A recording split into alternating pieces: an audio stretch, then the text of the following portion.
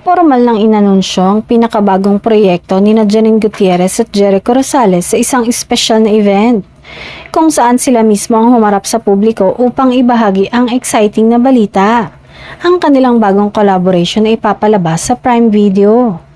Sa larawang kuha mula sa nasabing event, makikitang magkakasama sa stage ang cast habang nagkukwentuhan at nagbabahagi ng detalye tungkol sa proyekto.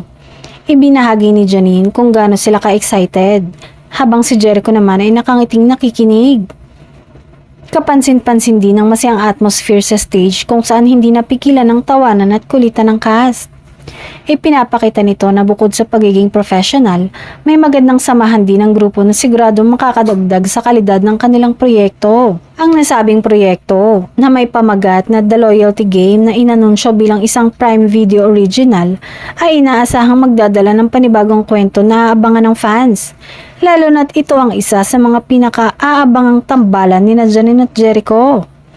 Sa ngayon, hindi pa man ganap na inilalabas ang buong detalye ng kwento, sapat na ang simpleng presensya at chemistry ng dalawang bida upang lalong ma-excite ang kanilang supporters.